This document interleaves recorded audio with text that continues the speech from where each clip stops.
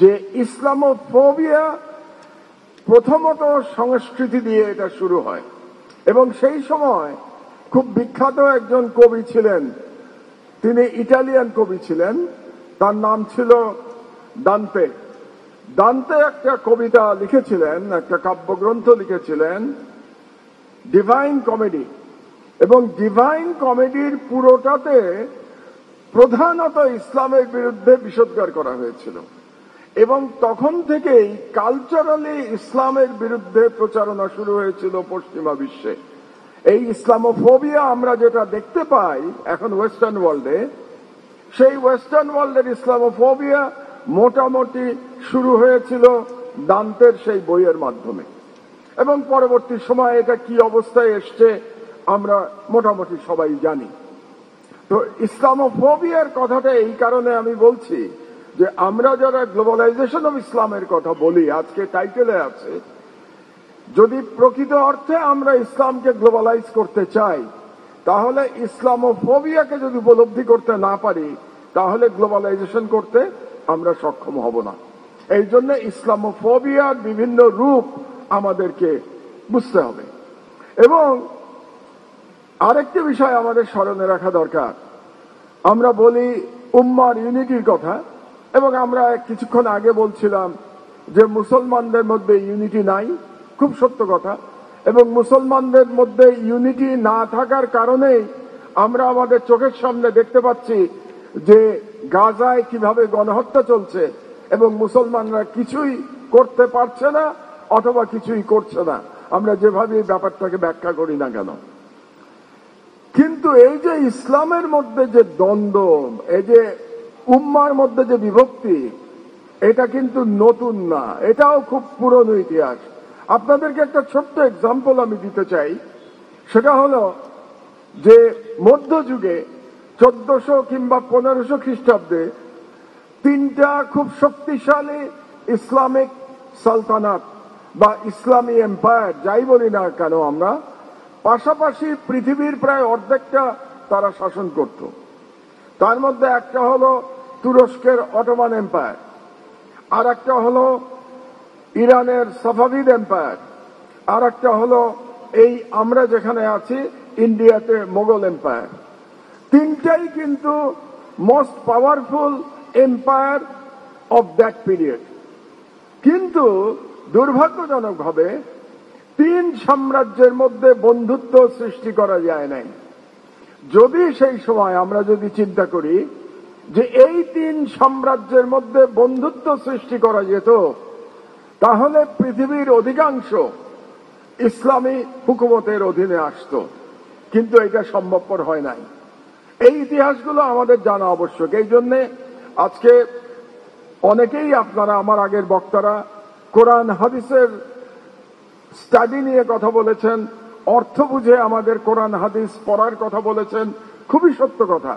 তার সঙ্গে আমি শুধু বিনয়ের সাথে আর একটা অ্যাড করতে চাই যে কোরআন হাদিসের সাথে ইসলামের ইতিহাস নিয়েও আমাদের একটু পড়াশোনা করতে হবে। তো সেই ক্ষেত্রে গ্লোবালাইজেশন অফ ইসলামটা খুব গুরুত্বপূর্ণ। এবং এই যে গ্লোবালাইজেশন অফ ইসলামের কথা আমরা বলি, এটা করতে গিয়ে আমাদের বিরোধী যারা, তারা এটাকে মোকাবেলা করেছে কিভাবে, এটা একটু বোঝার চেষ্টা করতে হবে আমাদের। কারণ পৃথিবীর ইতিহাস হচ্ছে দ্বন্দ্বের ইতিহাস, দ্বন্দ্বের মাধ্যমে পৃথিবীর সভ্যতা গড়ে উঠেছে। তো ইসলামের একেবারে প্রথম দিকে 711 খ্রিস্টাব্দে ইসলাম কিন্তু স্পেনে পৌঁছে গিয়েছিল, আমরা সবাই জানি। যখন উমাইয়া খেলাফত ছিল এবং আল ওয়ালিদ তখন উমাইয়া খলিফা ছিলেন, এবং সেই সময় তারেক ইবনে জিয়াদ এবং মুসা তারা স্পেন বিজয় করেছিলেন, এবং তারপরে দীর্ঘ সময় স্পেনে মুসলমানদের কর্তৃত্ব ছিল, এবং সেই সময়টি প্রায় 800 বছর স্পেনে মুসলমানদের ছিল। সেটা কেন কন্টিনিউ করা যায় নাই, এটা আর এক দীর্ঘ আলোচনা। তো সেই সময় যখন ইউরোপে ইসলাম পৌঁছে গেছিল, তখন ইসলামকে মোকাবেলা করবার জন্য অপরপক্ষ, বিশেষত তখন ইউরোপে যারা খ্রিস্টান ধর্মাবলম্বী ছিলেন এবং যারা জুইশ ছিলেন, তারা ইসলামোফোবিয়া, যেটা আপনারা মডার্ন ইসলামোফোবিয়া দেখতে পান, সেই ইসলামোফোবিয়া তৈরি হয়েছিল কিন্তু আজ থেকে 1000 বছর আগে। এবং ইসলামোফোবিয়া তৈরি হয়েছিল প্রথমে কিন্তু কালচারালি তৈরি হয়েছিল, পলিটিক্যাল হওয়ার আগে। এই বিষয়টি আমাদের একটু বুঝতে হবে যদি আমি গ্লোবালাইজেশন অফ ইসলাম আলোচনা করতে যাই। কারণ ইসলামের ইতিহাস যদি আমরা না পড়ি, শুধু কোরআন হাদিস পড়ি, তাহলে আমরা গ্লোবাল জিওপলিটিক্স বুঝতে পারবো না। এবং গ্লোবাল জিওপলিটিক্স যদি আমি বুঝতে না পারি, তাহলে এখন আমরা কিভাবে ইসলামোফোবিয়াকে মোকাবেলা করব সেই কাজটি আমরা করতে পারবো না। এই জন্য ইসলামের ইতিহাস পড়া গুরুত্বপূর্ণ। আরেকটি ইতিহাস আপনাকে বলে আমি এই ভূখণ্ডে আমি ফিরে আসব। সেটা হলো, আপনারা অনেকেই হয়তো জানেন যে অটোমান এম্পায়ারের মধ্যে একজন ছিলেন বায়াজিদ এক। তো বায়াজিদ এক যখন যুদ্ধ করছিলেন পশ্চিমাদের বিরুদ্ধে, ইউরোপে যুদ্ধ করছিলেন, এবং তিনি যখন প্রায় হাঙ্গেরি এবং অস্ট্রিয়ায় প্রায় তিনি যুদ্ধে জয়লাভ করছিলেন, সেই সময় আরেকজন মুসলমান শাসক উজবেকিস্তানের, আমরা যাদেরকে আমাদের ভাষায় তৈমুর লং বলি, ওরা বলে তিমুর বলে, আমরা তৈমুর বলি। তিমুর হলো ন্যাশনাল হিরো অফ উজবেকিস্তান। সেই তৈমুর আক্রমণ করেন অটোমান এম্পায়ার, অর্থাৎ তুরস্ককে আক্রমণ করেন। এবং সেই কারণে ইউরোপে যুদ্ধ বন্ধ করে বায়াজিদ ওয়ানকে ফিরে আসতে হয় এশিয়াতে তৈমুরের আক্রমণ মোকাবেলা করার জন্য। এবং তিনি যুদ্ধে তৈমুরের কাছে পরাজিত হন এবং বায়াজিদ ওয়ান বন্দী হন তৈমুরের কাছে, এবং তিনি শেষ পর্যন্ত বন্দী অবস্থায় আত্মহত্যা করেন। এই কথাটা আমি এই জন্য বলছি যে আমাদের অনৈক্য বোঝানোর জন্য, যে যেখানে একজন মুসলমান সুলতান যুদ্ধ করছে খ্রিস্টান রাজাদের বিরুদ্ধে, সেই সময় আরেকজন মুসলমান সুলতান পিছন দিক দিয়ে সেই মুসলমান রাষ্ট্রের উপর আক্রমণ করছে। আপনি সমস্যাটা বোঝেন, আমাদের এই জিনিসগুলো আমাদের বোঝা দরকার। না হলে, আমার আগে একজন বক্তা বলেছেন পৃথিবীতে প্রতি 4 জনে একজন মুসলমান, তারপরেও আমরা পৃথিবীতে শুধু অত্যাচারিত হচ্ছি, আমরা শাসিত হচ্ছি, আমরা শাসন করতে পারছি না। এর কারণটা বুঝতে হলে আমাদেরকে ইতিহাস জানতে হবে। তো এখন যদি আমরা এই অঞ্চলের দিকে ফিরে আসি, এই অঞ্চলে মুসলমান সুলতানরা শাসন করেছে। আমি যদি বাংলার কথা বলি, মুসলমান সুলতানরা 500 বছরের উপরে শাসন করেছে। 1203 সাল থেকে সিরাজউদ্দৌলার পতন পর্যন্ত 1757 পর্যন্ত এই অঞ্চল মুসলমানদের অধীনে ছিল। এবং মুসলমানদের পরাজিত করে যখন ইস্ট ইন্ডিয়া কোম্পানি অর্থাৎ ব্রিটিশরা এখানে জয়লাভ করল, তারপর থেকে এখানকার যারা অন্য ধর্মাবলম্বী ছিল, বিশেষত হিন্দু ধর্মাবলম্বীরা, তারা ব্রিটিশদের সহযোগিতা করল। এবং মুসলমানরা কিন্তু এই ব্রিটিশদের অধীনতা মেনে নেয় নাই 100 বছর, অর্থাৎ 1757 সাল থেকে সিপাহী বিপ্লব পর্যন্ত, অর্থাৎ 1857 সাল পর্যন্ত 100 বছর মুসলমানরা যুদ্ধ করেছে ব্রিটিশদের বিরুদ্ধে।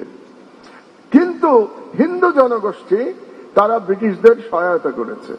শেষ পর্যন্ত মুসলমানরা পরাজিত হয়েছে এবং ব্রিটিশরা এটাকে দখল করতে পেরেছে। দুর্ভাগ্যের বিষয় হচ্ছে, যেহেতু ব্রিটিশরা বিজয়ী ছিল, তারা এই অঞ্চলের ইতিহাস রচনা করেছে। আমার কথাটা আপনারা একটু বোঝার চেষ্টা করুন। ব্রিটিশরা বিজয়ী ছিল, তারা ইতিহাস রচনা করেছে এবং এই ইতিহাস রচনা করতে দিয়েছে হিন্দু ধর্মাবলম্বীদের। সুতরাং আপনারা যত ওই সময়ের ইতিহাস পড়বেন, সেগুলোর লেখক হয় ব্রিটিশ, না হলে হিন্দু। যেমন এখানকার ইতিহাসবিদ হিসেবে প্রধানত বলা হয় আর.সি. মজুমদার। আর.সি. মজুমদার হচ্ছেন এই অঞ্চলের নামকরা ইতিহাসবিদ, কিন্তু আর.সি. মজুমদার আপাদমস্তক একজন হিন্দুত্ববাদী ছিলেন এবং আরসি মজুমদারের যে ইতিহাস লেখা হয়েছে সেটা মুসলমানদের বিরুদ্ধে ইতিহাস লেখা হয়েছে। কাজেই আমরা যদি এই ইতিহাস আবার পুনর্লিখন না করতে পারি, আমি শুধু এই ইন্ডিয়া দিয়েই কথা বলছি বা বেঙ্গল নিয়ে কথা বলছি, যদি আমরা ইতিহাস পুনর্লিখন না করতে পারি এবং প্রকৃত ইতিহাস আমরা রচনা করতে না পারি, তাহলে আমাদের পরবর্তী প্রজন্ম মুসলমানদের সম্পর্কে জানতে পারবে না। তারা জানতে পারবে না যে এই বেঙ্গলে সর্বপ্রথম যিনি সুলতান হয়েছিলেন পুরো বেঙ্গলকে একত্রিত করে, তিনি একজন মুসলমান ছিলেন, শামসুদ্দিন ইলিয়াস শাহ। শামসুদ্দিন ইলিয়াস শাহের আগে আর কোন শাসক এই বেঙ্গলকে একত্র করতে পারেন নাই। কাজেই আমাদের যদি সত্যিকার অর্থে গ্লোবালাইজেশন অফ ইসলাম করতে হয় কিংবা প্রকৃত অর্থে ইউনিটি অফ উম্মাহ করতে হয়, তাহলে অবশ্যই আমাদের একটা মুসলিম রেনেসার প্রয়োজন হবে। এই কথাটি আপনাদেরকে আমি বোঝানোর চেষ্টা করছি। আদারওয়াইজ এরকম সেমিনার করে কোনো লাভ হবে না। সাবজেক্ট আছে, বিষয় কিন্তু দুটো, একটা হচ্ছে গ্লোবালাইজেশন অফ ইসলাম আর একটা হচ্ছে ইউনিটি অফ উম্মাহ। তো এই দুই সাবজেক্ট সম্পর্কে বলতে গেলে ঘন্টার পর ঘন্টা বলে যেতে হবে, কারণ এতই ব্যাপক এই দুই সাবজেক্ট, এবং এখন পর্যন্ত আমরা এ সম্পর্কে অনেক আলোচনা শুনেছি। তো আমি খুব যথাসম্ভব সংক্ষেপে এই দুটোকে একটু কাছাকাছি আনবার চেষ্টা করব। আসলে আমরা যদি গ্লোবালাইজেশন অফ ইসলামের কথা বলি, আমি তাহলে যেটা বুঝি আর কি এই সেন্টেন্সের মাধ্যমে, যে এখানে ইসলামটাকে আমরা শুধু মুসলমানদের মধ্যে সীমাবদ্ধ রাখার চিন্তা করছি না, ইসলামটাকে সারা বিশ্বে ছড়িয়ে দেওয়ার চিন্তা করছি। এই জন্যই গ্লোবালাইজেশন অফ ইসলামের কথা আমরা বলছি। এবং আমরা তো সবাই জানি, আপনারা আমার থেকে অনেক বেশি জানেন, যে আমাদের মহানবী হযরত মুহাম্মদ সাল্লাল্লাহু আলাইহি সাল্লামকে সারা পৃথিবীর সারা মানব জাতির রহমত হিসাবে তাকে আনা হয়েছে, তাকে প্রেরণ করেছিলেন মহান আল্লাহ তাআলা। শুধু মুসলমানদের জন্য প্রেরণ করেন নাই।